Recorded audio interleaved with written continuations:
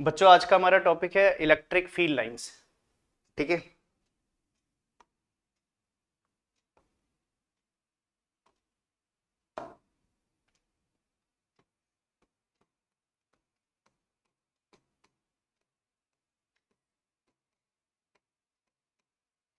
Electric field lines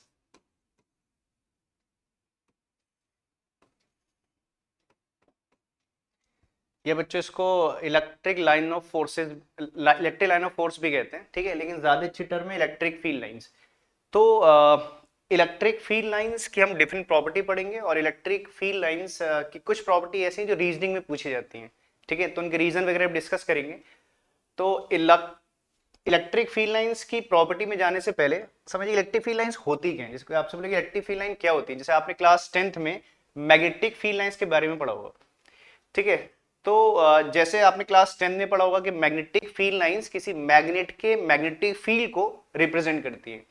तो इसी तरीके से किसी हमने पीछे पीछे के लेक्चर्स में पढ़ा कि किसी चार्ज के अराउंड क्या होता है, एक रीजन होता है। ठीक है, जहां तक एक चार्ज फोर्स लगा सकता है उस रीजन को अराउंड द चार्ज हम क्या बोलते हैं, उसका इलेक्ट्रिक फील्ड कहते हैं। ठीक है, तो जैसे हमने पीछे पढ़ा कि सपोज चार्ज हमने कहा जैसे में पॉजिटिव चार्ज में नेगेटिव, तो ये आपसे बोले कि पॉजिटिव चार्ज का फील्ड कैसे होता है, नेगेटिव चार्ज का फील्ड कैसा होता है। ठीक है, तो इन सबको रिप्रेजेंट करने के लिए हम क्या यूज करते हैं, इलेक्ट्रिक फील्ड लाइंस को यूज करते हैं। तो आप ये कह सकते हो कि electric field lines electric field का जियोमेट्रिक रिप्रेजेंटेशन है। ठीक है, अगर आपने इलेक्ट्रिक फील्ड को जियोमेट्रिकली रिप्रेजेंट करना है ऑन पेपर, तो किन का यूज करोगे बच्चों, इलेक्ट्रिक फील्ड लाइंस का यूज करोगे। और इलेक्ट्रिक फील्ड लाइंस की प्रॉपर्टी में हम इलेक्ट्रिक फील्ड की डायरेक्शन वगैरह भी सीख जाएंगे कि पॉजिटिव चार्ज का फील्ड कैसा होता है, नेगेटिव चार्ज का फील्ड कैसा होता है। ठीक बच्चों, चलिए बात करते हैं। हाँ, अच्छा एक बात और समझ लीजिए, कहते हैं कि इलेक्ट्रिक फील्ड लाइंस इन्हें बोलते हैं इमेजिनरी लाइंस होती हैं। कोई बोले कि इमेजिनरी लाइंस का क्या मतलब है, तो देखिए इलेक्ट्रिक फील्ड लाइंस को हम प्रैक्टिकली देख नहीं सकते बच्चों, और ना इलेक्ट्रिक फील्ड लाइंस को ड्रॉ करने का कोई प्रैक्टिकल मेथड होता है। जैसा आपने क्लास 10th में मैग्नेटिक फील्ड लाइंस के बारे में पढ़ा होगा कि मैग्नेटिक फील्ड लाइंस को प्रैक्टिकली ड्रॉ तो कर सकते हैं लेकिन प्रैक्टिकली देख नहीं सकते। तो वही बात इलेक्ट्रिक फील्ड लाइन के साथ भी है बच्चों की। इलेक्ट्रिक फील्ड लाइन को हम हाँ, जैसे हमने कहा कि मैग्नेटिक फील्ड लाइन को तो आप ड्रॉ कर सकते हो, लेकिन इलेक्ट्रिक फील्ड लाइंस को आप प्रैक्टिकली ड्रॉ भी नहीं कर सकते। तो ना आप इनको देख सकते हो और ना इनको प्रैक्टिकली ड्रॉ कर सकते हो। तो इसीलिए हम बोलते हैं कि इलेक्ट्रिक फील्ड लाइन इमेजिनरी होती है। ठीक है भाई, जब किसी ने देखी नहीं, किसी ने प्रैक्टिकल ड्रॉ करने का इसको मेथड नहीं बताया, तो एक इमेजिनेशन पे बेस्ड है।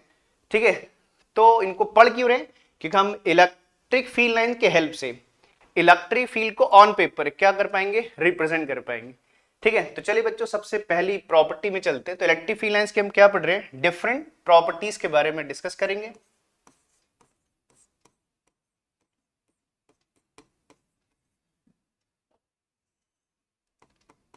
प्रॉपर्टीज, ठीक बच्चों। तो प्रॉपर्टीज में प्रॉपर्टी फर्स्ट प्रॉपर्टी पढ़ रहे हैं हम लोग। ठीक है, तो फर्स्ट प्रॉपर्टी क्या है, जैसे मान लीजिए आपके पास एक पॉजिटिव चार्ज है, ठीक है ना, प्लस क्यू चार्ज है। चलिए इधर बना लेते थोड़ा साइड में बच्चों। मान लीजिए प्लस क्यू चार्ज है, पहले हम पॉजिटिव चार्ज के लिए पढ़ रहे हैं फिर नेगेटिव चार्ज के लिए डिस्कस करेंगे। तो मान लीजिए एक पॉजिटिव चार्ज है, तो कोई आपसे बोले कि पॉजिटिव चार्ज की इलेक्ट्रिक फील्ड लाइंस कैसे ड्रॉ करते हैं, कैसी होती हैं। तो कहा जाता है कि पॉजिटिव चार्ज की जो इलेक्ट्रिक फील्ड लाइंस होती हैं, मैं एक बार प्रॉपर बोल दे रहा हूं डेफिनेशन। तो बोलते हैं कि हाँ, पॉजिटिव चार्ज की जो इलेक्ट्रिक फील्ड लाइंस होती हैं, they moves away from the charge in all possible direction. फिर बोल देता हूं, क्या बोला मैंने, कि एक पॉजिटिव चार्ज की electric field lines moves away from the charge in all possible direction. जैसे फॉर एग्जाम्पल कहते हैं ना, एक बल्ब है मान लीजिए, और एक बल्ब क्या एमिट करता है, बल्ब एमिट करता है क्या, लाइट रेज एमिट करता है। और वो light rays all possible direction में क्या करती हैं, प्रोपगेट करती हैं। बल्ब से जो लाइट रेज निकलती हैं, ठीक है, तो वो हर डायरेक्शन में क्या करती हैं, प्रोपगेट करती हैं।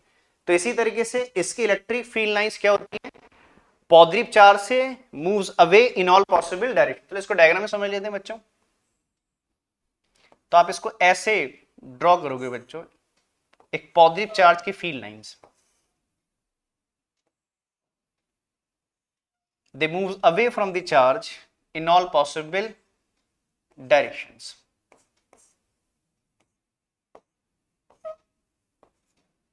ठीक है ना, इन ऑल पॉसिबल डायरेक्शन बच्चों। ठीक है, जैसे मैंने कहा कि आप इसको एग्जांपल मान लो, एक बल्ब से लाइट रेज निकलती हैं, जैसे एक रूम में मान लो, रूम में बल्ब लगाए तो वो लाइट रेज बल्ब से चारों तरफ स्प्रेड हो जाती हैं। तो इसी तरीके से एक पॉजिटिव चार्ज से इलेक्ट्रिक फील्ड लाइन निकलेंगी and they moves away from the charge in all possible direction. अच्छा, अब एक बात ये आती है बच्चों कि जैसे ये इलेक्ट्रिक फील्ड लाइन हम पॉजिटिव चार्ज से स्टार्ट कर रहे हैं एंड दे मूव्स अवे, तो ये आपसे बोलेगी इलेक्ट्रिक फील्ड लाइन कहां तक ट्रेवल करेगी, इलेक्ट्रिक फील्ड लाइन कहां तक ट्रेवल करेगी, क्या इन्फिनिटी तक जाएगी? तो क्या क्या पॉसिबिलिटीज हैं, तो ध्यान दीजिए बच्चों, जब भी किसी पॉजिटिव चार्ज से इलेक्ट्रिक फील्ड लाइन क्या करेगी, निकलेगी, तो कहां तक ट्रेवल करेगी? तो ध्यान देना बच्चों, ये इलेक्ट्रिक फील्ड लाइन कब तक ट्रेवल करती रहेगी, जब तक इसके रास्ते में क्या नहीं मिलेगा इसको, नेगेटिव चार्ज। जैसे मान लीजिए आगे एक नेगेटिव चार्ज आ गया, ठीक है, तो ये लाइन पॉजिटिव चार्ज से निकले तो कहां एंड कर जाएगी, निगेटिव चार्ज पर जाकर क्या कर जाएगी, एंड कर जाएगी। तो कोई भी लाइन जो पॉजिटिव चार्ज से निकल रही है वो कहां एंड करेगी, एक नेगेटिव चार्ज पर जाकर एंड हो जाएगी। ठीक है, तो जैसे आपको याद है हमने पीछे कहा था कि इलेक्ट्रिक फील्ड का एक सर्टेन रीजन नहीं होता है। जैसे फॉर एग्जांपल मान लीजिए ये लाइन इस चार्ज से निकली और मान लो चलती रही 1 मीटर चलने के बाद एक नेगेटिव चार्ज मिल गया, तो ये नेगेटिव चार्ज पे जाकर एंड हो जाएगी। अब मान लो ये लाइन है, ये लाइन भी ऐसी चल रही है और हमारी लाइन ऐसी चलती रही, और मान लीजिए बहुत दूर जाकर एक नेगेटिव चार्ज इसके रास्ते में आया, ठीक है, तो ये यहां पर जाकर एंड कर जाएगी। जैसे मान लो इसको 1 मीटर दूर एक क्या मिल गया, नेगेटिव चार्ज मिल गया, तो ये लाइन 1 मीटर में एंड कर जाएगी। और मान लीजिए लाइन, ठीक है, इसको नेगेटिव चार्ज कितना आगे मिला, 10 मीटर, तो देखिए तो ये लाइन कहां पर खत्म हुई, 10 मीटर पे जाके खत्म हुई, ये लाइन क्या हुई, 1 मीटर पे जाकर खत्म हुई। और हो सकता है कोई लाइन, जैसे मान लो ये लाइन जा रही है और इसको रास्ते में नेगेटिव चार्ज कहीं आ ही नहीं रहा है, तो ये हो सकता है ये लाइन कहां तक ट्रेवल कर जाए, इंफिनिटी तक क्या कर जाए, ट्रेवल कर जाए। ठीक है, तो किसी भी पॉजिटिव चार्ज का इलेक्ट्रिक फील्ड हर डायरेक्शन में सेम, ठीक है ना, डिस्टेंस तक नहीं होगा बच्चों। ठीक है, हो सकता है इसके लेफ्ट में इलेक्ट्रिक फील्ड क्या हो, जो इलेक्ट्रिक फील्ड लाइन जो लेफ्ट में जा रही है जल्दी एंड कर जाए, और राइट वाली लाइन बहुत ज्यादा दूर जाकर क्या करें, एंड करें।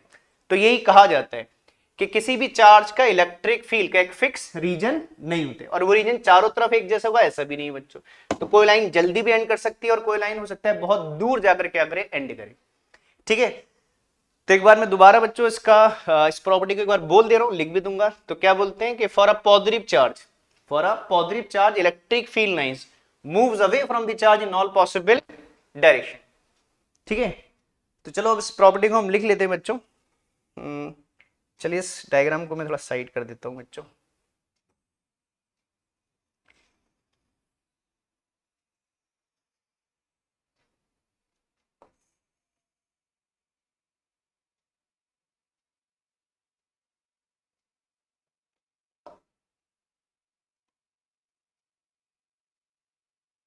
तो फर्स्ट प्रॉपर्टी आप समझ गए आई थिंक। तो कहते हैं for a positive charge these lines, these मतलब इलेक्ट्रिक फील्ड लाइन से हमारा मतलब बच्चों, these lines moves away from the charge, moves away from the charge, away from the charge, moves away from the charge in all possible directions.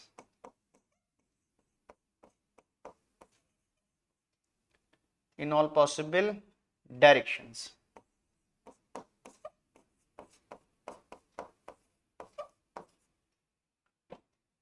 ठीक है, all possible direction का मतलब समझते हो बच्चों, कहते हैं ना किसी भी पॉइंट के अराउंड कितनी इनफाइनाइट डायरेक्शन होती है।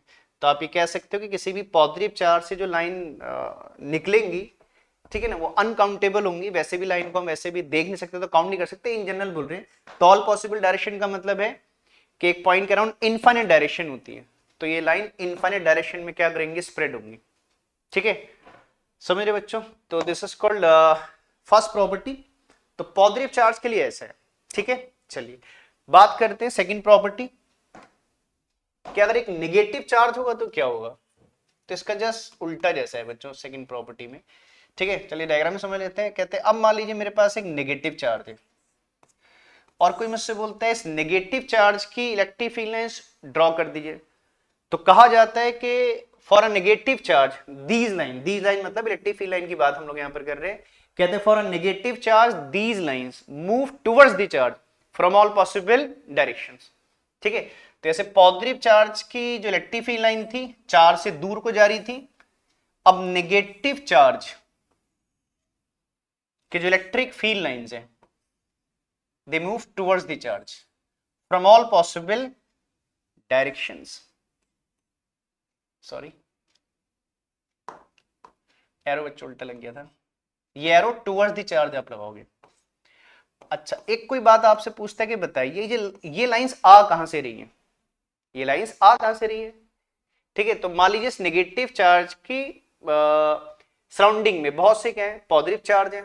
ठीक है ना, तो जैसे हमने कहा कि electric field line positive charge से आउट होती है। ठीक है, और यहां बोल रहे हैं नेगेटिव पेन होती है, तो ऑब्वियस सी बात है ये लाइंस कहां से आ रही होंगी, तो पॉजिटिव चार्ज होंगे। उन पॉजिटिव चार्ज की लाइन ठीक है ना किसकी तरफ मूव आ रही होंगी, नेगेटिव चार्ज की तरफ आ रही होंगी। तो ये लाइनें कहां से आ रही हैं, पॉजिटिव चार्ज। और एक चार्ज से नहीं आ रही होंगी, मैंने कहा कि इसके सराउंडिंग में बहुत से पॉजिटिव चार्ज हैं और उनसे लाइनें निकल रही हैं और यहां पर आगे क्या हो जा रही है, आउट हो जा रही है। ठीक बच्चों, और हो सकता है देखो, और एक बात और है, हो सकता है कोई लाइन पास से आ रही है, कोई लाइन बहुत दूर से आ रही है। ऐसा भी नहीं कि लाइन एक फिक्स डिस्टेंस से आ रही है। ठीक है ना, जैसे अपने कहा ना कि पॉजिटिव चार्ज से कोई लाइन निकलेगी तो जल्दी भी एंड हो सकती है और बहुत दूर जाकर भी एंड हो सकती है इन्फिनिटी तक। तो ऐसे ये लाइन हो सकता है कोई पॉजिटिव चार्ज इसके नियर हो वहां से आ रही है, कोई पॉजिटिव चार्ज बहुत फार हो वो लाइन वहां से आ रही हो। ठीक है, तो इसको ऐसे बोलते हैं बच्चों, मैं लास्ट टाइम बोल देना दोबारा से, क्या कहते हैं, for a negative charge these lines move towards the charge from all possible direction. तो इस बात को लिख दे रहा हूं बच्चों में। तो कहते हैं for a negative charge, for a negative charge, for a negative charge these lines, these मतलब इलेक्ट्रिक फील्ड लाइन का मतलब बच्चों, these lines moves towards the charge, these lines move towards the charge from all possible directions, from all possible directions। ठीक बच्चों, clear है। ठीक, तो positive charge की फील्ड लाइन चार्ज से moves away in all possible direction and for a negative charge these lines move toward the charge from all possible direction। ठीक बच्चों, चलिए ये तो बात हमने की कि अगर दो इंडिविजुअल चार्ज है, मतलब एक पॉजिटिव चार्ज नेगेटिव चार्ज। अब मान लीजिए पेयर ऑफ चार्ज हो जाए, ठीक है ना, अब अगर दो चार्ज का पेयर हो जाए तो फिर लाइन कैसे मूव करेंगी। ठीक है, चलिए तो प्रॉपर्टी नंबर थर्ड में चलते हैं बच्चों। तो प्रॉपर्टी नंबर थर्ड में हम पेयर ऑफ चार्ज के क्या करेंगे, इलेक्ट्रिक फील्ड लाइंस ड्रॉ करेंगे। अब देखो पेयर ऑफ चार्ज में तीन पॉसिबिलिटी है बच्चों। ठीक है, कि जो पेयर ऑफ चार्ज है उसमें दोनों चार्ज पॉजिटिव हो सकते हैं, मतलब पॉजिटिव चार्ज का पेयर हो सकता है, नेगेटिव चार्ज का पेयर हो सकता है, या एक पॉजिटिव और एक चार्ज क्या हो, नेगेटिव। ठीक है ना, मतलब आप इसको ऐसे भी कह सकते हो कि सेम चार्ज होंगे तो क्या होगा और अपोजिट चार्ज होंगे तो क्या होगा। चलिए बात करते हैं पहले कि अगर क्या होगा दो अपोजिट चार्ज, ठीक है ना, दो अपोजिट चार्ज मींस एक पॉजिटिव चार्ज है और मान लीजिए इसके नियर बाई क्या है, एक नेगेटिव चार्ज है। ठीक है, पॉजिटिव चार्ज है, मैं पहले अपोजिट चार्ज के पेयर की बात कर रहा हूं, फिर सेम चार्ज के पेयर की बात करेंगे।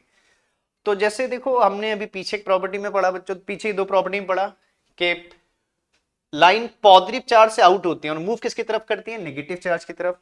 ठीक है, तो क्या होगा, इस पॉजिटिव चार्ज से लाइन क्या होंगी, आउट होंगी और किसकी तरफ मूव करेंगी, नेगेटिव चार्ज की तरफ मूव करेंगी।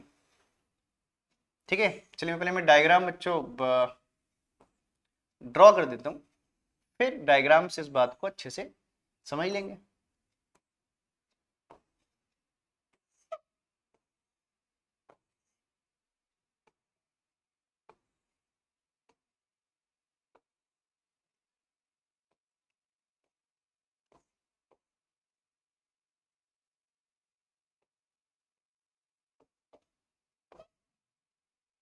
ठीक है, तो ये डायग्राम क्या रिप्रेजेंट कर रहा है बच्चों, कि अगर एक पेयर ऑफ अपोजिट चार्ज है तो जो इलेक्ट्रिक फील्ड लाइन है पॉजिटिव चार्ज से क्या करेंगे, नेगेटिव चार्ज की तरफ क्या करेंगे, मूव करेंगे। ये आप एरो देख रहे हो बच्चों, ठीक है ना, ये एरो देखो मैंने किससे आउट किए, पॉजिटिव से आउट किया और नेगेटिव में इन किए। ठीक है, तो ये डायग्राम ये दिखा रहा है कि अगर एक पेयर ऑफ अपोजिट चार्ज है तो ये लाइन है पॉजिटिव से आउट होंगी और किस में इन हो जाएंगी, नेगेटिव में, सॉरी, इन हो जाएंगी बच्चों। अच्छा, अब किसी बच्चे के दिमाग में एक क्वेश्चन आ सकता है कि क्या इस पॉजिटिव चार्ज की सभी लाइन इस नेगेटिव में चली जाएंगी, तो ऐसा नहीं है बच्चों। ठीक है ना, अभी तो हम क्या है कि हम तो मान रहे हैं कि पॉजिटिव के पास एक नेगेटिव, यही एक नेगेटिव चार्ज है, और ऐसा नहीं कि एक पॉजिटिव चार्ज के पास एक ही नेगेटिव चार्ज होगा, हो सकता है इस पॉजिटिव चार्ज के सराउंडिंग में बहुत से नेगेटिव चार्ज हो। तो ऐसा नहीं है बच्चों कि एक पॉजिटिव चार्ज से लाइन निकलेंगी और पूरी लाइन एक नेगेटिव चार्ज की तरफ क्या कर जाएंगी, में निकल जाएंगी।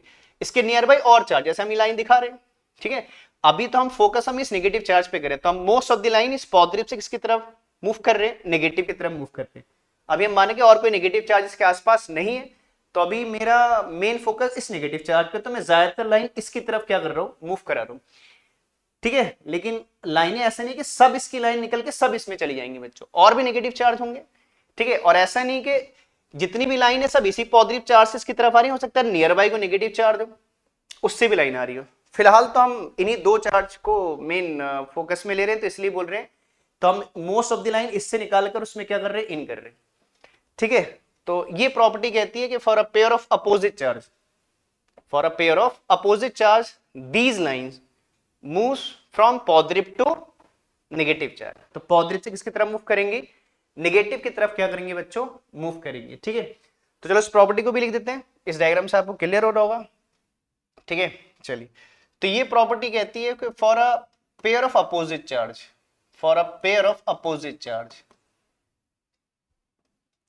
For a pair of opposite charge, for a pair of opposite charge,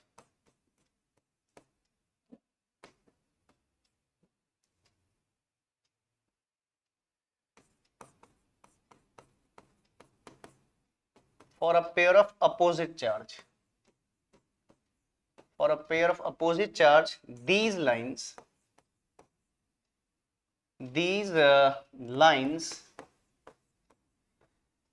moves from positive to negative charge। ये लाइनें पॉजिटिव से क्या करेंगी, नेगेटिव चार्ज की तरफ क्या करेंगी, मूव करेंगी। ये बात हमारा डायग्राम भी रिप्रेजेंट कर रहा है, एरो की डायरेक्शन से आप देख ही रहे हो बच्चों कि लाइनें कहां से कहां क्या कर रही हैं, ट्रेवल कर रही हैं। ठीक बच्चों, तो ये आपकी क्या है, थर्ड प्रॉपर्टी ये कहती है। ठीक है ना। अच्छा, इस थर्ड प्रॉपर्टी पे बेस्ड एक रीजनिंग का क्वेश्चन बोर्ड में पूछा जाता है। जैसे क्वेश्चन पूछा गया है, काफी बार बोर्ड में क्वेश्चन आया है कि रीजनिंग में पूछा जाता है कि जैसे आपने क्लास 10th में बच्चों पढ़ा है, आगे जाके हम मैग्नेटिज्म में मैग्नेटिज्म में ही पढ़ेंगे, अभी तो फिलहाल मैं क्लास 10 का रेफरेंस आपको दे रहा हूँ। क्लास 10 में आपने पढ़ा होगा कि एक मैग्नेट की जो मैग्नेटिक फील्ड लाइंस होती हैं वो क्लोज लूप बनाती हैं। ध्यान है बच्चों, मैं हल्का सा आपको याद दिलाता हूँ, 10th में आपने कैसे पढ़ा, आपने बार मैग्नेट के बारे में क्लास 10 में पढ़ा होगा, जिसमें मान लो एक बार मैग्नेट में साउथ पोल है, एक है नॉर्थ पोल है। तो आपने एक बार मैग्नेट के बारे में क्लास 10 में क्या पढ़ा कि जो मैग्नेटिक फील्ड लाइन होती है they start from north pole move toward the south pole outside the magnet. ठीक है ना, मैग्नेट के आउटसाइड ही लाइनें कहां जाती हैं, नॉर्थ से कहां ट्रेवल करती हैं, साउथ की तरफ ट्रेवल करती हैं, और inside the magnet they move from south to north. ठीक है, तो ऐसे एक प्रॉपर्टी आपने क्लास 10 में पढ़ी होगी, ठीक है, कि magnetic field line close loop बनाती है, पहले नॉर्थ से साउथ की तरफ ट्रेवल करती है आउटसाइड द मैग्नेट, और इनसाइड द मैग्नेट ये साउथ से कहां जाती है, नॉर्थ की तरफ ट्रेवल करती है, तो एक क्लोज लूप बन जाता है। ठीक है, तो magnetic field line close loop बनाती है। तो आता है कि बच्चों कि इलेक्ट्रिक फील्ड लाइन, ठीक है, एक क्वेश्चन पूछा जाता है, बोर्ड में आ चुका है क्वेश्चन कि electric field line close loop क्यों नहीं बनाती है, why the electric field line do not form a close loop. ठीक है, तो उसका रीजन समझो बच्चों। ठीक है, तो उसका रीजन है, ठीक है, देखिए जैसे हमने कहा कि electric field line positive charge से स्टार्ट होती है और कहां एंड कर जाती है, नेगेटिव चार्ज में एंड कर जाती है। एक इलेक्ट्रिक फील्ड लाइन कहां से स्टार्ट होगी बच्चों, पॉजिटिव चार्ज से स्टार्ट होगी और नेगेटिव चार्ज पे क्या कर जाएगी, एंड कर जाएगी। और जब वो नेगेटिव चार्ज पे एंड कर जाएगी तो वापस नेगेटिव से पॉजिटिव की तरफ मूव नहीं करेगी। ठीक है, तो क्या बोलते हैं, जैसे लो ना, सुन, अगर मैं ऐसे बनाऊं ना बच्चों, तो इससे अगर मैं क्या करता हूं, इलेक्ट्रिक फील्ड लाइन को क्लोज कर दूंगा तो एक प्रॉब्लम क्रिएट हो जाएगी बच्चों। अगर मैं ऐसे बोलूंगा ऐसा हो जाएगा। ठीक है, जैसे कोई आपसे बोले कि electric field line close loop बनाएंगे और ऐसे बनाएंगे, तो ये बात गलत है बच्चों। देखो ना, इससे आपका पहली दो प्रॉपर्टी का वॉल्यूशन हो जाएगा। अगर मैं बोलूं कि लाइन पहले पॉजिटिव से जा रही है नेगेटिव और वापस नेगेटिव से पॉजिटिव आ जाएगी, तो देखिए, तो हमारी पहली दो प्रॉपर्टी का वॉल्यूशन है। देखो, हम पॉजिटिव की लाइन आउट भी दिखा रहे हैं, पॉजिटिव की लाइन इन भी दिखा रहे हैं। सिमिलरली नेगेटिव की लाइन इन भी हो गई, आउट भी हो गई, तो ये बात गलत हो जाएगी कि अगर आप इस बात को बोलोगे तो पहली दो प्रॉपर्टी का वॉल्यूशन है। ठीक है, तो इसीलिए कहा जाता है कि electric field line close loop नहीं बनाती, because they start from positive charge and end at negative charge. मतलब नेगेटिव से वापस आप पॉजिटिव की तरफ लाइन को ट्रेवल नहीं करोगे। ठीक है, ये बात गलत हो जाएगी, इसीलिए क्लोज लूप नहीं बनाती। लास्ट टाइम बोल रहा हूं, क्या बोला मैंने, अगर एग्जाम में क्वेश्चन है कि why the electric field line do not form close loop, तो आप रीजन क्या लिखोगे, because they start from positive charge and end at negative charge, that's why they do not form close loop. ठीक बच्चों, इस बात को समझ रहे हैं? ठीक है, तो ध्यान दीजिएगा, तो एक क्वेश्चन ऐसे पूछा जाता है रीजनिंग में। ठीक, तो उसको आप याद रखिए कैसे आपने आंसर देना है। ठीक है, तो ये हमारी होगी बच्चों थर्ड प्रॉपर्टी। चलिए नेक्स्ट प्रॉपर्टी की तरफ चलते हैं। फोर्थ प्रॉपर्टी, देखो अभी तो हमने जो थर्ड प्रॉपर्टी में क्या पढ़ा कि अगर एक pair of opposite charge means एक पॉजिटिव और एक चार्ज नेगेटिव है। अब दूसरी पॉसिबिलिटी है कि अगर पेयर ऑफ सेम चार्ज हो जाए। अब देखो सेम चार्ज में दो पॉसिबिलिटी बच्चों, क्या कि या तो दोनों चार्ज पॉजिटिव होंगे या दोनों चार्ज नेगेटिव होंगे, तो एक ही बात है। ठीक है, मैं पॉजिटिव पॉजिटिव मान ले रहा हूं, आप नेगेटिव नेगेटिव मान लीजिएगा। ठीक है, एक ही बात है। मैं पॉजिटिव के लिए पहले डायग्राम ड्रॉ कर रहा हूं, नेगेटिव नेगेटिव के लिए क्या होगा उसी डायग्राम से आप समझ लीजिएगा। ठीक है, चलिए मैं पॉजिटिव चार्ज का पेयर ले रहा हूं।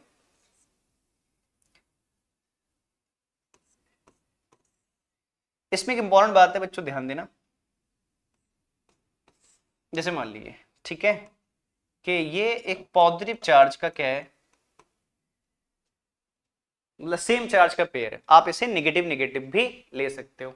ठीक है, तो अगर सेम चार्ज का पेयर हो जाएगा तो इसकी इलेक्ट्रिक फील्ड लाइन कैसे ड्रॉ करेंगे। तो चलिए पहले मैं लाइंस ड्रॉ कर देता हूं बच्चों, और मैंने लाइन ऐसे क्यों बनाई उसका रीजन मैं आपको दे दूंगा। ठीक है, पहले लाइंस ड्रॉ कर लेते हैं और फिर इसका एक रीजन क्या है, मतलब किस लॉजिक पे मैं डायग्राम बना रहा हूं, उसके पीछे क्या रीजन है, तो वो भी समझेंगे बच्चों। चलिए पहले थोड़ा डायग्राम की बात कर लेते हैं।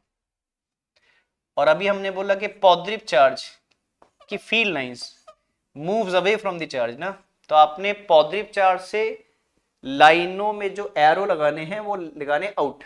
ठीक है ना, पॉजिटिव चार्ज की लाइनें moves away, same as here.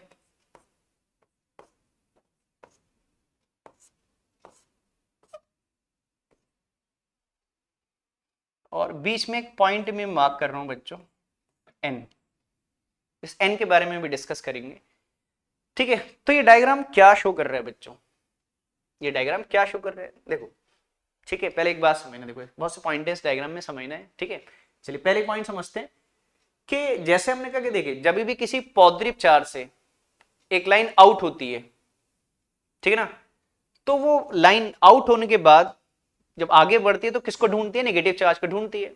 जब एक पॉजिटिव चार्ज से लाइन आउट होगी, ठीक है ना, तो जब लाइन आगे बढ़ेगी, ठीक है, तो अगर उसके रास्ते में नेगेटिव चार्ज आ गया, ठीक है, तो लाइन पॉजिटिव से आउट होकर नेगेटिव में क्या हो जाएगी, इन हो जाएगी। मींस आप ऐसे कह सकते हो इन जनरल कि अगर एक पॉजिटिव चार्ज से लाइन आउट होगी तो वो किसको ढूंढेगी, नेगेटिव चार्ज को ढूंढेगी और नेगेटिव चार्ज पे जाकर एंड हो जाएगी। ठीक है ऐसा, ठीक। तो पॉजिटिव चार्ज की लाइन पॉजिटिव की तरफ नहीं जाएगी, नेगेटिव चार्ज की लाइन नेगेटिव की तरफ नहीं जाएगी। जैसे मान लीजिए यहां से देखो, इस पॉजिटिव चार्ज से लाइन आउट हुई, आगे बढ़ी आगे बढ़ी आगे बढ़ी, और उसने देखा कि भाई सामने क्या है, पॉजिटिव चार्ज है। ठीक है, तो वहीं से बेंड हो गई। जैसे इसको एग्जांपल समझ सकते हो बच्चों, ऐसे मान लीजिए सपोज मुझे कहीं जाना था, ठीक है, ठीक है, मैं किसी के मान लो घर जा रहा हूं, मैं रास्ते में जा रहा था और अचानक से मुझे रियलाइज हुआ कि अरे मैं गलत रास्ते पे जा रहा हूं। ठीक है ना, मुझे रियलाइज हो गया मैं गलत रास्ते में आ रहा हूँ, तो आप क्या करोगे, वहीं से यू टर्न ले लोगे। अगर आपको लगेगा हाँ मैं सही जा रहा हूँ तो आप जाते रहोगे, और आपको लगेगा मैं गलत जा रहा हूँ, गलत रास्ते जा रहा हूँ, तो हो सकता है आगे यू टर्न है तो मैं यू टर्न लेके वापस दूसरे रास्ते में चले जाऊंगा। तो कुछ ऐसे ही बच्चों, देखो इन लाइन ने भी यू टर्न ले लिया, देखो ये लाइन आगे जा रही थी, उन्हें लगा कि अरे ये तो हम गलत एड्रेस पे जा रहे हैं, क्योंकि पॉजिटिव की लाइन पॉजिटिव की तरफ नहीं जाएगी, तो लाइनों ने क्या ले लिया बच्चों, थोड़े आगे गई और उन्होंने यू टर्न ले लिया। और अगर इसके सामने नेगेटिव चार्ज होता तो फिर लाइनें आगे जाती रहती और जाके नेगेटिव पे एंड हो जाती। सेम है, इसका भी यही हुआ बच्चों, यहां से इससे लाइनें निकली और उसने देखा अरे सामने तो पॉजिटिव चार्ज है, तो पॉजिटिव की लाइनें पॉजिटिव की तरफ नहीं जाएंगी, उन्हें लगा गलत एड्रेस पे जा रहे, तो वो क्या हो गई, उन्होंने भी क्या ले लिया बच्चों, यू टर्न ले लिया। और अब ये लाइनें यू टर्न लेके कहां को, किसको ढूंढ रही है, नेगेटिव चार्ज, किसकी तरफ जा रही है, ठीक है। सब लाइनें जैसे मान लो आगे इसको नेगेटिव चार्ज मिल गया बच्चों, इस लाइन को तो यहीं एंड कर जाएगी, इसको भी मान लो यहां पर जाके नेगेटिव चार्ज मिल गया तो लाइन एंड कर जाएगी, ठीक है। ठीक, तो ये डायग्राम क्या रिप्रेजेंट कर रहा है बच्चों, कि अगर, और एक बात और समझो बच्चों, जैसे मैंने दोनों पॉजिटिव चार्ज लिए, और अगर ये क्या होते दोनों नेगेटिव चार्ज होते, तो इस डायग्राम में क्या फर्क आता है बच्चों, जो एरो है मैंने आउट बनाई, एरो आप क्या कर लोगे, इन बना लोगे, ठीक ना, एरो इन हो जाएंगे, क्योंकि नेगेटिव की लाइनें टुवर्ड्स होती है, पॉजिटिव की लाइनें क्या होती है, अवे, ठीक है। तो इस डायग्राम से आप इसको ऐसे कह सकते हो, बाकी एन के बारे में भी डिस्कस कर रहे हैं, पहले मैं इस डायग्राम, ये डायग्राम क्या शो कर रहे हैं, तो आप इसको ऐसे कह सकते हो बच्चों, लिखने के बहुत से तरीके हैं, आप इसको ऐसे कह सकते हो कि for a pair of same charge these line tend to repel each other, लाइनें एक दूसरे को क्या कर रही है, रिपेल, मतलब वो उसको उधर धक्का दे रहा है, वो उसको उधर धक्का दे रहा है, कहते हैं ना सेम चार्ज के बीच में रिपल्शन होता है, ठीक है। तो आप इसको ऐसे कह सकते हैं कि for a pair of same charge these line tend to repel each other, ठीक है, एक दूसरे को क्या कर रही है, रिपेल कर रही है, ठीक है। चलो इस एन, एन का भी डिस्कस कर लेते हैं बच्चों, एन क्या है, ठीक है, एन को बोलते हैं, ये एन जो मैंने लिखा है इसे बोलते हैं नल पॉइंट बच्चों। अब बोले कि नल पॉइंट क्या होता है, इस एन को बोलते हैं नल पॉइंट, ठीक है ना। तो नल पॉइंट किन्हें कहते हैं, और ये नल पॉइंट बहुत से हो सकते हैं बच्चों, मैंने एक ड्रॉ किया है, एक पॉइंट मार्क किया है, ये नल पॉइंट बहुत से हो सकते हैं। तो कहते हैं कि नल पॉइंट कौन सा पॉइंट होता है, तो नल पॉइंट वो पॉइंट होगा जहां पे इलेक्ट्रिक फील्ड जीरो होगा, इलेक्ट्रिक फील्ड जीरो होगा, और बोले इलेक्ट्रिक फील्ड जीरो कहां से कहां होगा, तो जहां से कोई भी लाइन पास नहीं होगी उस पॉइंट पे इलेक्ट्रिक फील्ड क्या होगा, zero.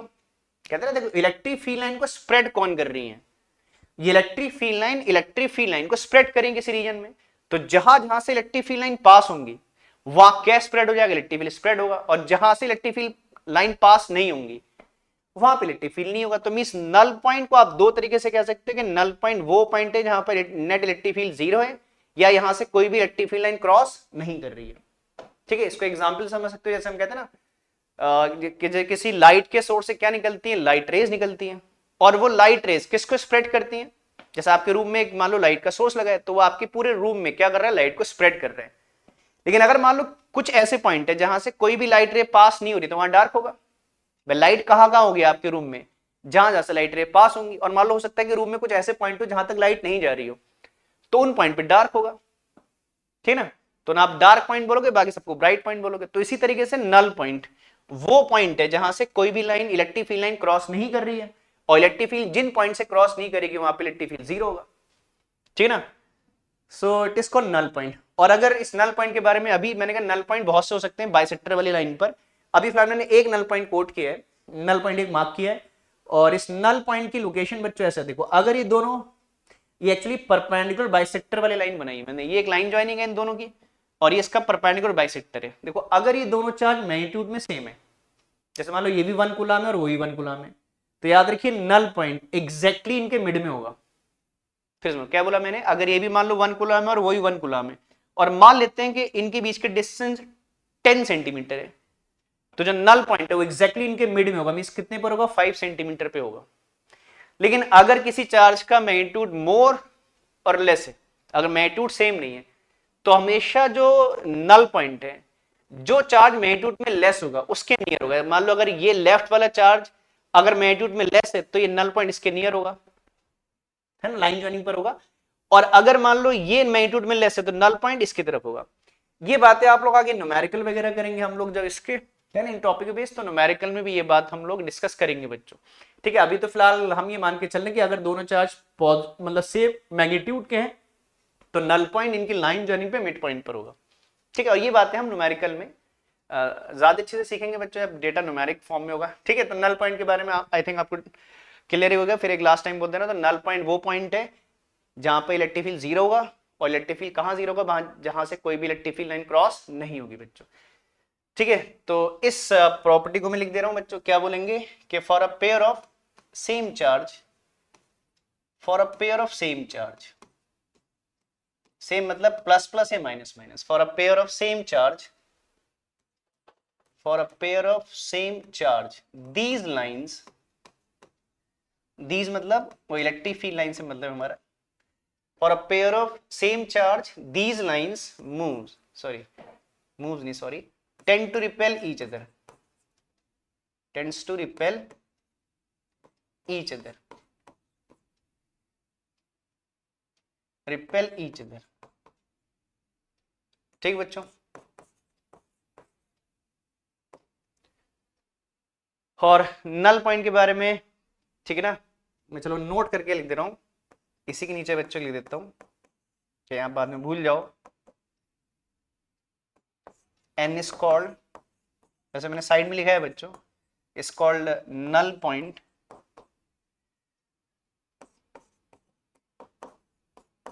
where net electric field, अब आप बोलोगे नेट की बोल रहे हैं, ठीक है बच्चों, क्योंकि यहाँ एक नहीं दो चार्ज, मतलब इन दोनों चार्ज का net electric field null point पे क्या होगा, जीरो होगा। तो where n is called null point where net electric field is zero, या जैसे मैंने कहा कि आप ऐसे कह सकते हो कि जहां से कोई भी फील्ड लाइन पास नहीं होगी। ठीक है, चलिए तो इसको कैसे बोल सकते हो। ठीक बच्चों, तो ये हमारी क्या थी, फोर्थ प्रॉपर्टी है। ठीक है, और जैसे मैंने कहा अगर आप दोनों चार्ज नेगेटिव लोगे तो कोई चेंज नहीं आएगा बच्चों, नल पॉइंट की लोकेशन भी नहीं बदलेगी, बस क्या होगी एरो की डायरेक्शन, ये मैंने एरो आउट बनाया, आप एरो इन बना लीजिएगा। ठीक है, तो चलो अगर बच्चा नोट करना, आप लोग नोट करना चाहते हो बच्चे, थोड़ा सा मैं कुछ सेकंड के लिए थोड़ा स्क्रीन से दूर हो जा रहा हूँ, आप लोग इसका स्क्रीनशॉट वगैरह ले सकते हो।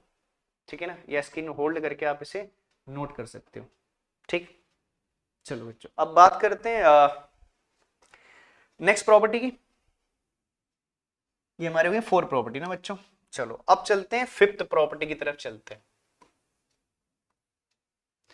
और फिफ्थ प्रॉपर्टी बच्चों रीजनिंग वगैरह में भी पूछी जाती है ना। तो फिफ्थ प्रॉपर्टी को नहीं, फिफ्थ प्रॉपर्टी का यूज सिक्स प्रॉपर्टी में होगा, सिक्स प्रॉपर्टी रीजनिंग वगैरह में पूछी जाती है। देखो अच्छा एक बात समझना बच्चों, जैसे अभी हम इलेक्ट्रिक फील्ड लाइंस ड्रॉ कर रहे हैं, तो इलेक्ट्रिक फील्ड लाइंस पे हम एक एरो लगा रहे हैं बच्चों, क्या कर रहे हैं, देखो इलेक्ट्रिक फील्ड लाइन दो पॉसिबिलिटी हो सकता है कि कर्व हो, या हो सकता है कोई इलेक्ट्रिक फील्ड लाइन स्ट्रेट हो बच्चों। ठीक है ना, तो हम ये इलेक्ट्रिक फील्ड लाइन पे एरो लगा रहे हैं। कोई आपसे पूछे कि ये एरो क्या रिप्रेजेंट कर रहा है, ये एरो क्या रिप्रेजेंट कर रहा है, अगर कर्व लाइन है तो क्या रिप्रेजेंट कर रहा है, और स्ट्रेट लाइन है तो क्या रिप्रेजेंट कर रहा है। ठीक है, तो इस एरो का मीनिंग यहां और यहां बदल जाता है बच्चों, स्ट्रेट और कर्व में बदल जाएगा। ठीक है, तो बहुत से बच्चे बोलते हैं कि जो एरो है, जो हम एरो लगा रहे हैं, ये इलेक्ट्रिक फील्ड की डायरेक्शन को, मैं कर्व की बात कर रहा हूं बच्चों, कर्व, चलो मैं स्ट्रेट वाले को हटा दे रहा हूं आपसे कंफ्यूजन हो। ठीक है, कर्व लाइन है मान लो, ठीक है स्ट्रेट नहीं है। कोई आपसे बोलेगा, हाँ फिर एक बार बात लो, मैंने क्या बोला, कोई आपसे पूछे एरो किस क्या रिप्रेजेंट कर रहे हैं, तो बहुत से बच्चे कहते हैं कि एरो इलेक्ट्रिक फील्ड की डायरेक्शन को रिप्रेजेंट कर रहे हैं। तो नहीं बच्चों, ये इलेक्ट्रिक फील्ड की डायरेक्शन, अगर लाइन कर्व है, कर्व की बात कर रहे हैं, अगर कर्व लाइन है और उस पर एरो लगा रहे हैं, तो ये इलेक्ट्रिक फील्ड की डायरेक्शन नहीं बता रहे बच्चों, ये इलेक्ट्रिक फील्ड की डायरेक्शन नहीं बता रहे। मैं ऐसा क्यों बोल रहा हूं अभी आप ये समझ जाओगे। ये आप ये कह सकते हो कि direction of propagation of electric field lines बता रहे हैं, मतलब इलेक्ट्रिक फील्ड लाइन कहां से कहां जा रही है, ठीक ना, तो उस सेंस को रिप्रेजेंट कर रहा है। ठीक है, डायरेक्शन को रिप्रेजेंट नहीं कर रहे। लेकिन हाँ, अगर आप स्ट्रेट लाइन बना रहे हो और स्ट्रेट लाइन पर एरो लगा रहे हो, अभी इस बात को अभी डिटेल में डिस्कस करेंगे बच्चों, है ना, इस सब का रीजन आप समझ जाओगे अभी। हाँ, अगर मैं स्ट्रेट लाइन बना रहा हूं और स्ट्रेट लाइन पे अगर मैं क्या कर रहा हूं, एरो लगा रहा हूं, तो ये arrow direction of propagation as well as direction of electric field दोनों को क्या कर रहा है, रिप्रेजेंट कर रहा है। तो अच्छा, अब डायरेक्शन ऑफ प्रोपगेशन, आप बोलोगे डायरेक्शन ऑफ प्रोपगेशन का क्या मतलब, जैसे अभी हमने कहा कि एक चार्ज पॉजिटिव है और एक चार्ज नेगेटिव है, तो हमने कहा कि लाइनें पॉजिटिव से नेगेटिव की तरफ जाती है। तो बच्चों लाइनें पॉजिटिव से नेगेटिव की तरफ जा रही है, ये कैसे पता लगेगा? तो उसके लिए आप एक एरो लगा रहे हो। ये एरो क्या रिप्रेजेंट कर रहे हैं कि जो इलेक्ट्रिक फील्ड लाइन है वो पॉजिटिव से ट्रेवल कर रही है, किसकी तरफ? नेगेटिव की तरफ ट्रेवल कर रही है। अगर मैं एरो नहीं लगाऊं तो क्या आप ट्रेवलिंग का सेंस बता सकते हो कि लाइन कहां से कहां जा रही है? नहीं ना। ठीक है, तो जब हम बोल रहे हैं कि कर्व लाइन पे एरो लगा रहे हैं, तो ये लाइन, ये एरो क्या रिप्रेजेंट कर रहे हैं कि ये डायरेक्शन ऑफ प्रोपगेशन दिखा रहे हैं कि लाइनें पॉजिटिव से कहां जा रही है? नेगेटिव की तरफ जा रही है। ठीक है, लेकिन एक कर्व लाइन पे एरो इलेक्ट्रिक फील्ड की डायरेक्शन नहीं बता रहे बच्चों। तो इलेक्ट्रिक फील्ड की डायरेक्शन कैसे रिप्रेजेंट करेंगे उसकी बात कर रहे हैं। ठीक है, चलिए, तो अब समझना कि बच्चों अगर एक कर्व लाइन है और किसी कर्व लाइन पर, ठीक है, अगर मुझे इलेक्ट्रिक फील्ड लाइन की डायरेक्शन दिखानी है तो मैं कैसे दिखाऊंगा? ठीक है, जैसे मान लीजिए कर्व लाइन है ऐसे, ठीक है, और मैं कैरो लगा रहा हूं। ठीक है, जैसे मान लीजिए पॉइंट ए है बच्चों, मान लेते चलिए एक लाइन है ए से बी में जा रही है। ए पॉइंट से कहां जा रही है? बी पॉइंट में जा रही है। ठीक है ना, तो ये दिखा रहा है एरो की लाइन ए से बी की तरफ ट्रेवल कर रही है। अब आपसे कोई बोले बच्चों कि मान लीजिए इस लाइन पर एक पॉइंट है, पी पॉइंट है। क्या है? इस लाइन पर एक पी पॉइंट है। कहते हैं किसी भी लाइन सेगमेंट पे इनफाइनाइट पॉइंट होते हैं, तो मैंने एक पॉइंट अज्यूम कर लिया। ठीक है, अब कोई आपसे बोलता है इस पी पॉइंट पे इलेक्ट्रिक फील्ड की डायरेक्शन बता दीजिए। और एक बात और भी ध्यान करना बच्चों, इलेक्ट्रिक फील्ड की डायरेक्शन बताने से पहले इस एरो की डायरेक्शन पता होनी चाहिए। अगर आप इस एरो की डायरेक्शन नहीं जानते हो तो आप इलेक्ट्रिक फील्ड की एग्जैक्ट डायरेक्शन नहीं बता पाओगे। ठीक है, तो मैंने इसलिए पहले एरो लगाया। हाँ, तो आपको मुझसे बोलता है कि पी पॉइंट पे इलेक्ट्रिक फील्ड की डायरेक्शन बता दीजिए। तो इलेक्ट्रिक फील्ड की डायरेक्शन बताने के लिए हम क्या करेंगे बच्चों, इस पी पॉइंट पे एक टेंजेंट ड्रॉ कर देंगे। क्या ड्रॉ कर देंगे? टेंजेंट। टेंजेंट सब बच्चे समझते हैं? ठीक है, बहुत बेसिक सी बात है। ठीक है, तो मैंने इस पी पॉइंट पे एक टेंजेंट ड्रॉ कर दिया। तो ये टेंजेंट इस पी पॉइंट पे क्या बता रहे? इलेक्ट्रिक फील्ड की डायरेक्शन बता रहे। ठीक है, तो कोई भी कर्व लाइन है और किसी भी कर्व लाइन के किसी पॉइंट पर आपने इलेक्ट्रिक फील्ड की डायरेक्शन बतानी, तो उस पॉइंट पे क्या डाल दीजिए बच्चों? टेंजेंट डाल दीजिए। और इस टेंजेंट पे जो एरो लगा रहे हैं, इस एरो के सेंस में लगाओगे। अगर ये एरो मैंने डाउनवर्ड लगाया था तो मैं टेंजेंट में एरो भी डाउनवर्ड लगाता बच्चों। ठीक है, तो इस प्रॉपर्टी को ऐसे कहा जाता है, क्या कहा जाता है मैं बोल रहा हूं, फिर लिख देंगे बच्चों साइड में। बोलते हैं tangent at any point, tangent at any point on electric field line give the direction of electric field at that point. Give the direction of electric field at that point, only for that point बच्चों। है ना, इसके आगे और पीछे कोई, मान लो इसके पीछे एक पॉइंट है, जैसे मान लो यहां पर एक पॉइंट और आपने कहा कि चलो एक पॉइंट है क्यू, अब इस पॉइंट पे डायरेक्शन बता दीजिए। ठीक है, तो बता, ये ध्यान करना बच्चों, ये जो इलेक्ट्रिक फील्ड है खाली पी पे इलेक्ट्रिक फील्ड की डायरेक्शन बता रहा है। अगर आप फ्रेश पॉइंट लोगे तो आपको एक फ्रेश टेंजेंट डालना पड़ेगा बच्चों। आपने इस पॉइंट पर एक दोबारा से क्या ड्रॉ करना पड़ेगा? टेंजेंट ड्रॉ करना पड़ेगा।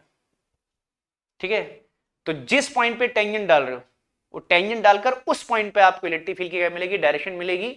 नेक्स्ट पॉइंट, प्रीवियस पॉइंट पे इलेक्ट्रिक फील्ड की डायरेक्शन डिफरेंट होगी। जैसे फॉर एग्जांपल अगर मैं बोलता हूं कि इस ए पॉइंट से बी पॉइंट तक इस लाइन सेगमेंट पे, मान लीजिए, वैसे तो किसी भी लाइन सेगमेंट पे पॉइंट अनकाउंटेबल इनफाइनाइट मानते हैं, चलिए मैं एक नंबर बोल देता हूं, इसको इंफिनिटी नहीं बोल रहा हूं।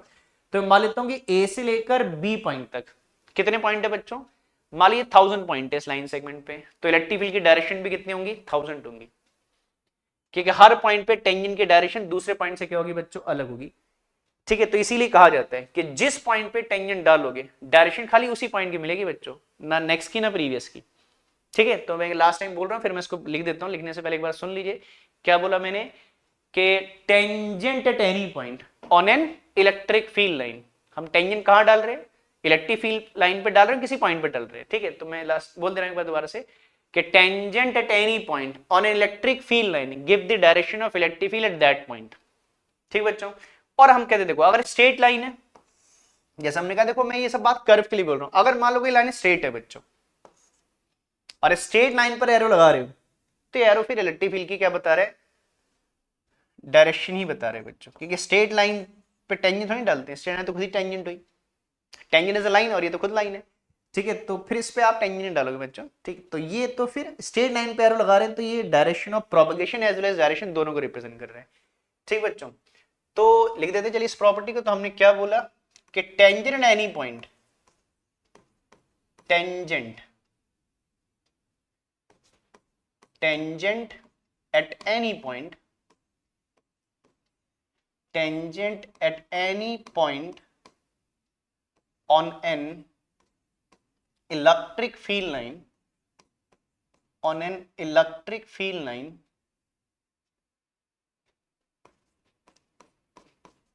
on an electric field line gives the direction of,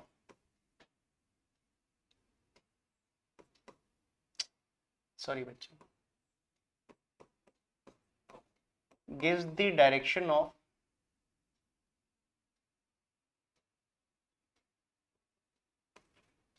gives the direction of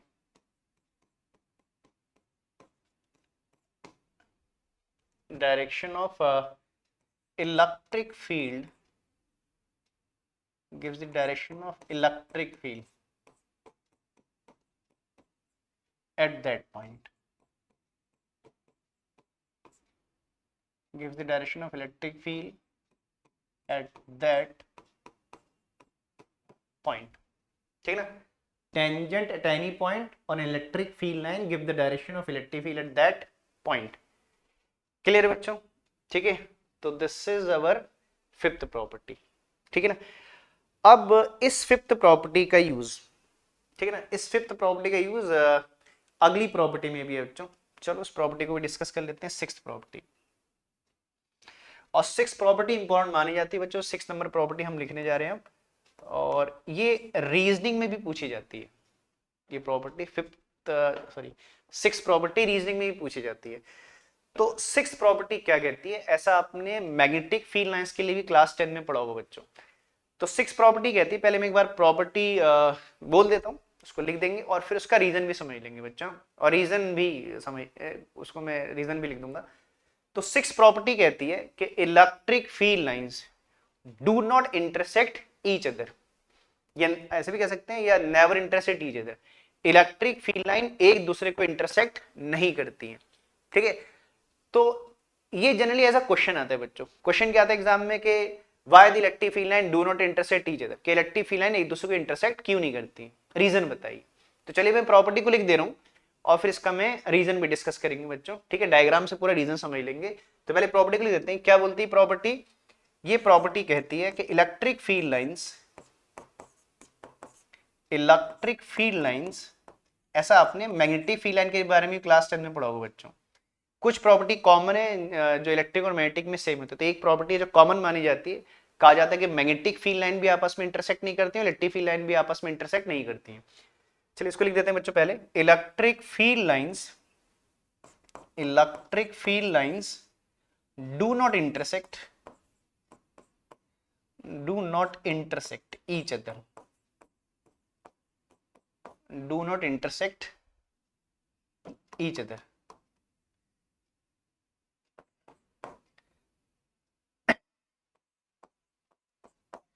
do not intersect each other। तो प्रॉपर्टी छोटी सी है बच्चों लिखने में,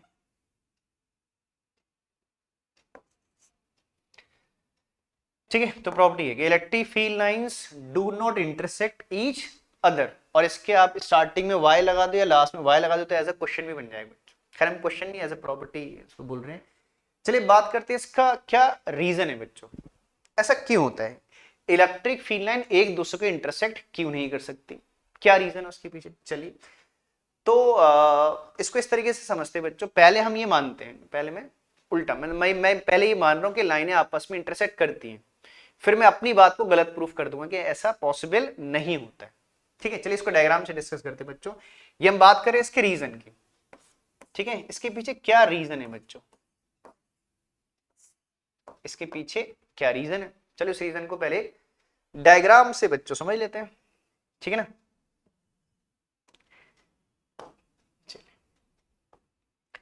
तो पहले हम ये मान रहे बच्चों कि दो लाइन है और ये आपस में क्या कर रही हैं, इंटरसेक्ट कर रही हैं। मैं इसको लाइन, इसको नंबर 1 और इसको लाइन को नंबर 2 दे दे रहा हूं बच्चों, ठीक है ना।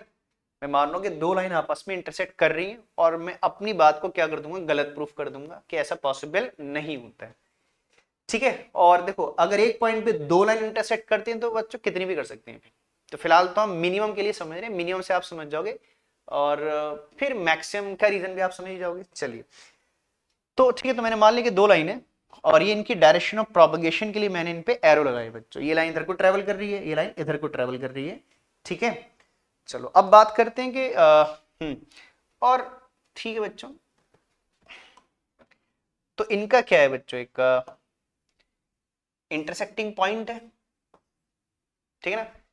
इस इंटरसेक्टिंग पॉइंट को हमने क्या मान लिया, P मान लिया बच्चों, ठीक है। मैंने मान लिया कि दो लाइन इंटरसेक्ट कर रही है और जो इंटरसेक्टिंग पॉइंट है वो कितना है आपका P है, ठीक है। चलिए अब इस प्रॉपर्टी को समझने के लिए, मतलब इसके रीजन को समझने के लिए इस प्रॉपर्टी का यूज करते हैं जो हमने अभी फिफ्थ प्रॉपर्टी में सीखा। जैसे अब ये आप लाइन 1 को देखना बच्चों, जब मैं लाइन 1 की बात करूं तो आप लाइन 1 पे फोकस करना, लाइन 2 को मत देखना, ठीक है। तो जैसे हमने कहा ये P पॉइंट इंटरसेक्टिंग पॉइंट है, तो ये P पॉइंट लाइन 1 पे भी लाई कर रहे हैं और लाइन 2 पे भी लाई कर रहे हैं। तो चलिए अभी हम इसको लाइन 1 पे बात करते हैं, ठीक है। ये जो P पॉइंट है आपका, जो इंटरसेक्टिंग पॉइंट है, ठीक है, इसको इंटरसेक्टिंग पॉइंट मान लेते हैं बच्चों, ठीक है। P पॉइंट ये मैंने कहा दोनों लाइन पे लाई कर रहे हैं। चलिए पहले लाइन 1 पर आते हैं बच्चों। जैसे आपको आपसे पूछे कि इस P पॉइंट पे इलेक्ट्रिक फील्ड की डायरेक्शन बता दीजिए फॉर लाइन 1 बता दीजिए, ठीक है ना। हमें इलेक्ट्रिक फील्ड की डायरेक्शन बतानी है P पॉइंट पे, किस लाइन के लिए, 1 वाली लाइन के लिए। तो आप क्या करोगे, अभी हमने ऊपर प्रॉपर्टी सीखी कि अगर आपने किसी पॉइंट पे इलेक्ट्रिक फील्ड की डायरेक्शन बतानी है तो आपने क्या करना है, उस पॉइंट पे एक टेंजेंट डाल देना है। तो ठीक है, तो मैं इस P पॉइंट पे एक टेंजेंट डाल दे रहा हूं और टेंजेंट किस लाइन पे डालूंगा बच्चों, लाइन 1 पे डालूंगा, कि मैं पहली वाली लाइन के लिए इलेक्ट्रिक डायरेक्शन बताना चाहता हूं, ठीक है बच्चों। तो समझना, तो मैं इस P पॉइंट पर लाइन फर्स्ट लाइन पर क्या ड्रॉ कर देता हूं, टेंजेंट ड्रॉ कर देता हूं, ठीक बच्चों। चलिए मैं इसे E1 लिख दे रहा हूं। E1 का क्या मतलब है, मतलब E1 किसके डायरेक्शन को रिप्रेजेंट कर रहा है, इलेक्ट्रिक फील्ड की डायरेक्शन को रिप्रेजेंट कर रहा है for line 1 at point P, ठीक है। पहली वाली लाइन के लिए P पॉइंट पे इलेक्ट्रिक फील्ड की डायरेक्शन कौन रिप्रेजेंट कर रहा है, E1 रिप्रेजेंट कर रहा है। तो E1 गिव द, इसको ऐसे बोल सकते हो कि E1 gives the direction of electric field at point P for line 1, ठीक है। चलो मैंने इसको E1 बोल दिया बच्चों। अब आप देखिए लाइन 2 को देखिए बच्चों। तो हमने कहा कि देखिए अब आप लाइन 1 के लिए थोड़ा सा फोकस हटा के लाइन 2 पर अपना फोकस रखिए। अब हमने कहा देखो ये P पॉइंट लाइन 2 पे भी लाई कर रहे हैं। अब कोई आपसे बोलते हैं क्या करिए, इसी P पॉइंट पे इलेक्ट्रिक फील्ड की डायरेक्शन बताइए फॉर लाइन 2, ठीक है। तो अब मैं क्या करूंगा, इलेक्ट्रिक फील्ड की डायरेक्शन के लिए टेंजेंट डालूंगा। इस बार टेंजेंट किस पे डालूंगा, P पॉइंट पर लाइन 2 के ऊपर, ठीक है। तो चलिए मैं फिर एक टेंजेंट डाल देता हूं। इस बार मैं टेंजेंट लाइन 2 पे डाल रहा हूं बच्चों और इसको मैं E2 लिख देता हूं, इसीलिए मैंने 1 2 माना, ठीक है, कि आपको दो टेंजेंट का डिफरेंस पता लगे। तो देखिए अब E2, ये E2 क्या कर रहा है, क्या रिप्रेजेंट कर रहा है, इलेक्ट्रिक फील्ड की डायरेक्शन को रिप्रेजेंट कर रहा है।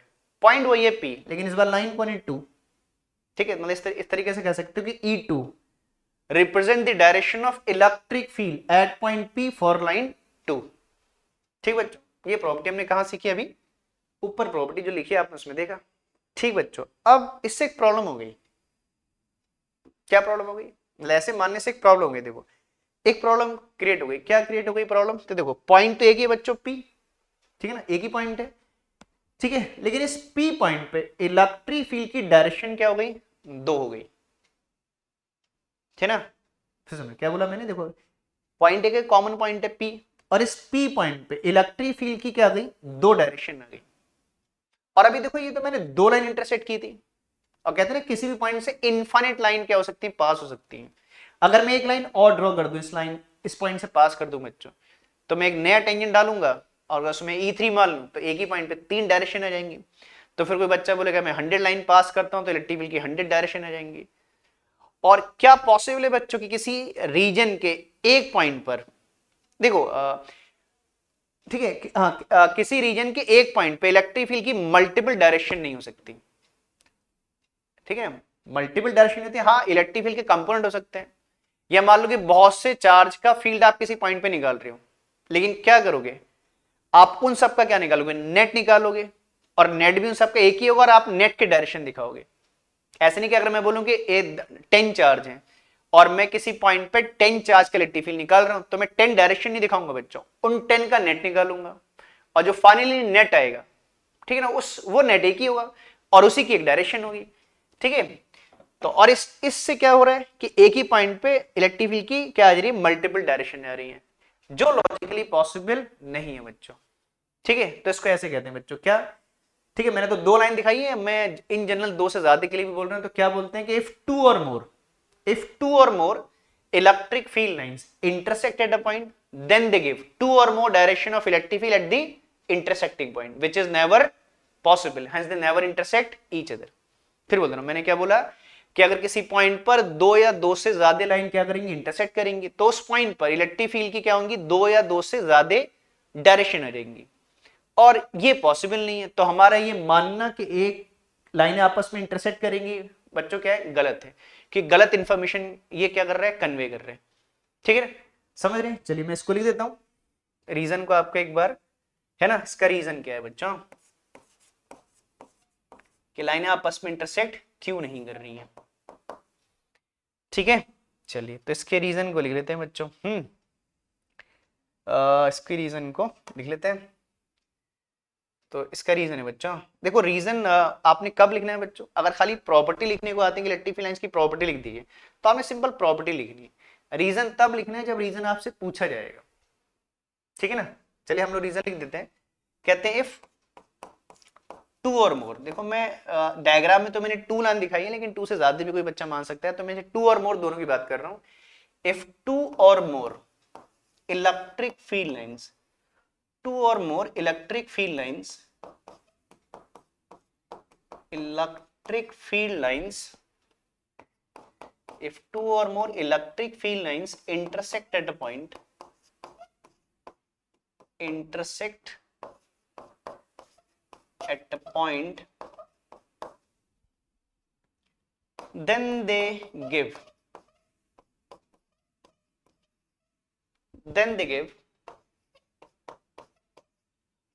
2 or more directions of 2 or more, मतलब जितनी लाइन आप मानो कितनी डायरेक्शन आ जाएंगी बच्चा, 2 or more directions of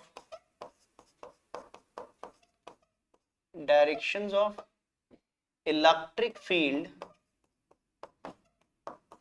2 or more directions of electric field at the intersecting point, at the intersecting point, then they give 2 or more direction of electric field at the intersecting point, ठीक बच्चों। कहते हैं which is never possible, और ऐसा possible नहीं होता है कि एक पॉइंट पर एक से ज्यादा डायरेक्शन बच्चों इलेक्ट्रिक फील्ड की नहीं हो सकती, ठीक है। कहते हैं which is never possible, ये बात पॉसिबल नहीं है logically, which is never possible, hence they never intersect each other, hence they never intersect each other, hence they never intersect each other,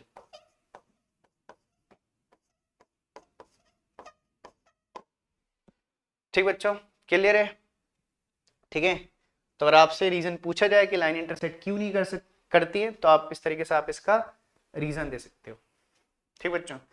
तो थोड़ा सा मैं कुछ सेकंड के लिए पीछे हट जाता हूँ बच्चों, आप लोग इसका स्क्रीनशॉट या जैसा भी स्क्रीन को पॉज करके इसको नोट कर सकते हो बच्चों।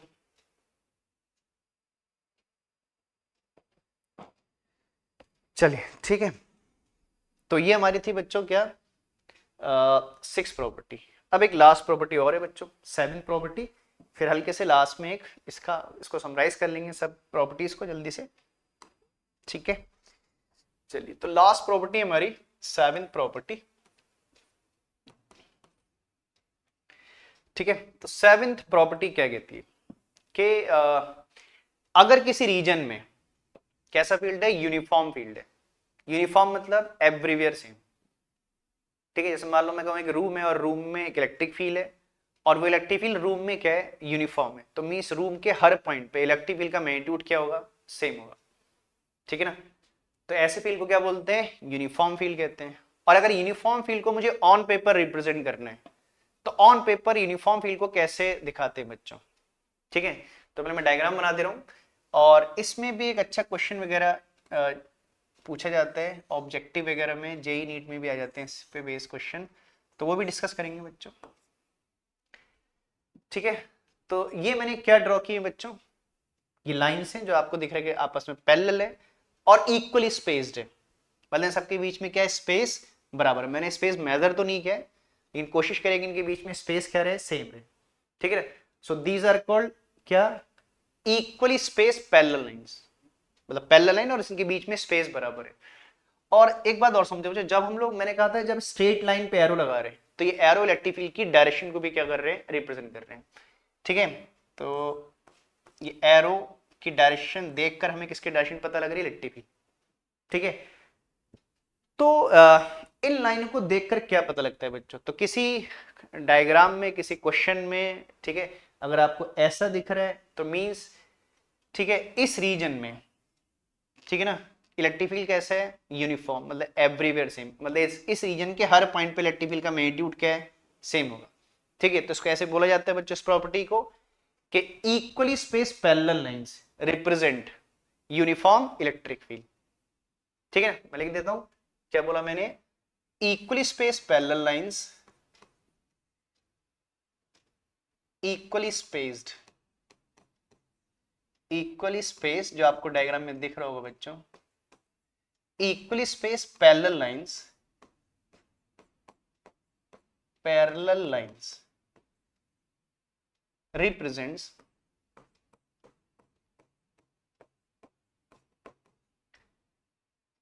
uniform electric field, represents uniform electric field, में ऐसा फील्ड जिसका मैग्नीट्यूड हर पॉइंट पे क्या होगा, सेम होगा, उसे हम क्या बोलेंगे बच्चों, यूनिफॉर्म इलेक्ट्रिक फील्ड बोलेंगे, रिप्रेजेंट यूनिफॉर्म इलेक्ट्रिक फील्ड, ठीक बच्चों। तो ऐसे बहुत से क्वेश्चन वगैरह में देखोगे, आगे हम लोग क्या पढ़ेंगे, जब इसके बाद टॉपिक आएंगे इलेक्ट्रिक डायपोल बेस, ठीक है, तो हम एक टॉपिक पढ़ेंगे टॉर्क और electric dipole place in uniform electric field. तो जब वो टॉपिक आएगा तो हम उस टॉपिक में ऐसा फील्ड बनाएंगे ही बच्चों।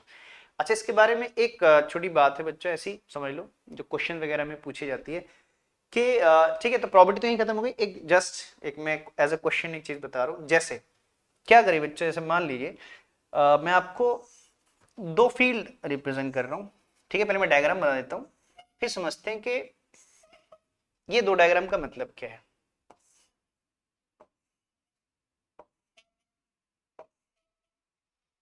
चलिए, एक फील्ड को मैं मान लेता हूं E1 है, और एक फील्ड क्या है, E2 है, ठीक बच्चों।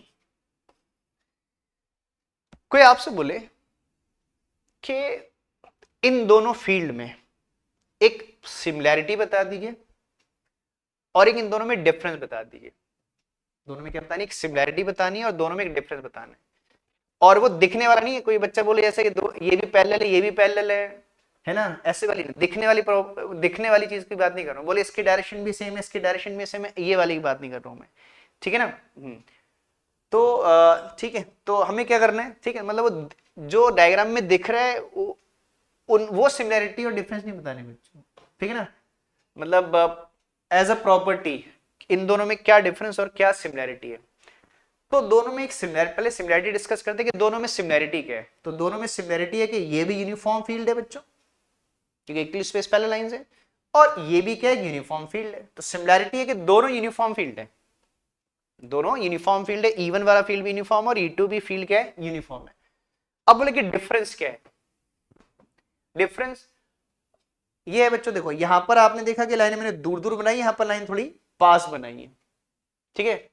तो ये किस बात को रिप्रेजेंट करता है, तो जहां पर लाइन में दूर दूर बना रहा हूं, तो मींस अगर मैं दो फील्ड को कंपेयर करूं, तो जिस डायग्राम में लाइनें दूर दूर है वो फील्ड क्या है, वीक है, एज कंपेयर टू जहां पर लाइनें क्या है, पास पास है। मतलब जितनी लाइनें पास आप दिखाओगे इसका मतलब फील्ड की स्ट्रेंथ क्या है, मोर है, और अगर लाइनें आप दूर दूर दिखा रहे हो, ठीक है ना, तो इसका मतलब फील्ड क्या है, वीक है। तो दोनों में एक डिफरेंस ये है कि आपसे बोले कि इन दोनों में स्ट्रॉन्ग फील्ड कौन सा है, मतलब स्ट्रेंथ किसकी ज्यादा है, तो E2 की स्ट्रेंथ E1 से क्या है, ज्यादा। तो मैग्नीट्यूड किसका ज्यादा है बच्चों, तो E2 का मैग्नीट्यूड E1 से क्या है, ज्यादा है।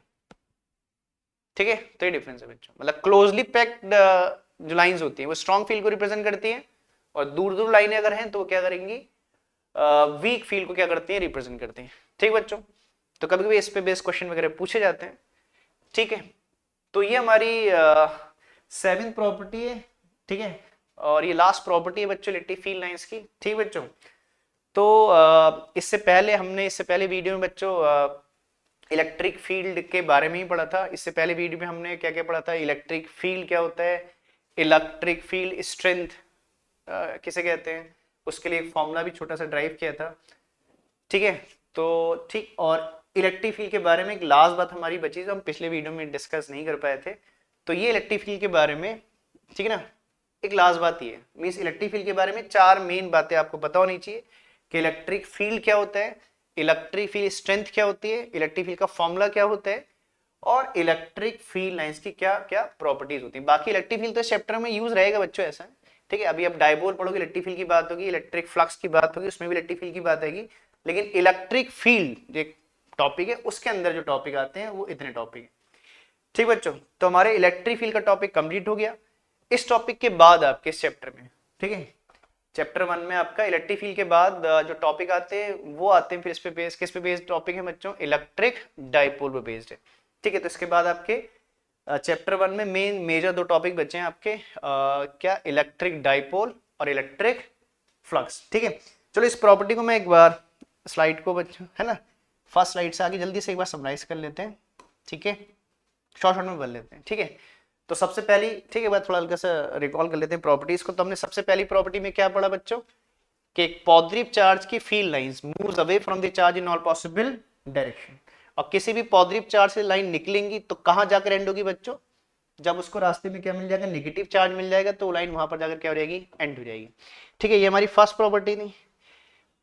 फिर सेकंड प्रॉपर्टी में हमने क्या पढ़ा कि अगर नेगेटिव चार्ज है तो for a negative charge these line move towards the charge, positive की लाइन मूव्स अवे, नेगेटिव की line moves towards the charge.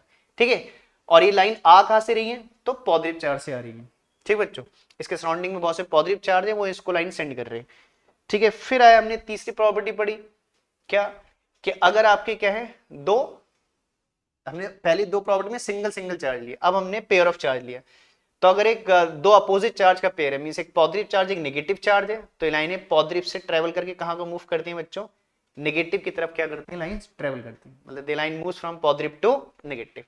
ठीक है, फिर हमने इसके बाद फोर्थ प्रॉपर्टी में क्या पढ़ा बच्चों, वो इससे पहली प्रॉपर्टी में दोनों चार्ज मैंने अपोजिट लिए थे, इस प्रॉपर्टी में दोनों चार्ज मैंने सेम लिए, कि अगर 2 चार्ज सेम चार्ज होंगे, मतलब पॉजिटिव पॉजिटिव या नेगेटिव नेगेटिव, तो लाइन एक दूसरे को क्या करेंगे, रिपेल करेंगे।